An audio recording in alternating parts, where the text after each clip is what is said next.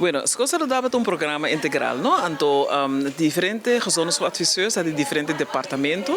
A initiatief aqui vem de onde meu colega, Giovanni Leocada, para vir com school semana escola saudável. Então, para que para eigenlijk a escola está bezig com tema de que trata a saúde e bem-estar.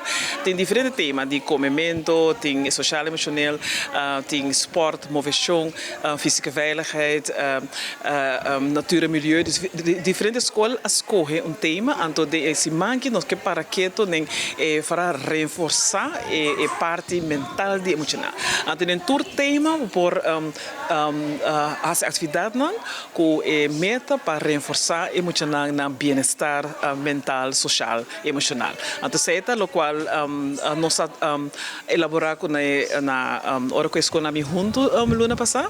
Então agora nós com tema para esse mais escola saudável, que está vira força mental e como reforçar mental. E não matter que tema botim, porque tu costa do emocional. Se está comimento, emocional também está sente bom. Se está parte de emocional, com nós podemos ajudar emocional para regular a emoção. Se tem parte natureza, emocional está sente duche, hora que tem roupa natureza positiva. Se está movição, hora para mover, darme emocional está sente bom. Então toda parte né segurança física, todo aspecto né está bom, né também com emocional por reforçar a saúde mental. Well, esse man que nós celebramos por exemplo como escola primária de Codovecha, esse man de saúde, nós pertencemos junto com outras diferentes escolas que está uma escola saudável, com diferentes áreas junto com o governo de DVG, nós estamos trabalhando no projeto de escola saudável, nós estamos focusando em diferentes pontos de saúde e comimento, saúde mental, social e emocional também.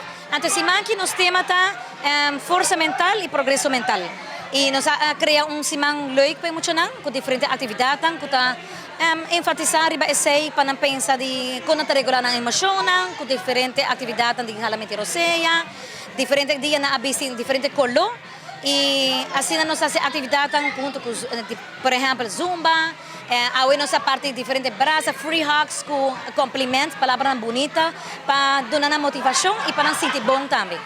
É super leuk. Já luna, vamos ter bem com blusa gel vestir. Já março, vamos ter bem com mané esportivo. Já das aue, tá coral off-road, manhã tá blau e outra manhã tá verde. Okay. E cada dia você faz algo na escola? Sim, já luna nós fazemos yoga e já março nós fazemos zumba.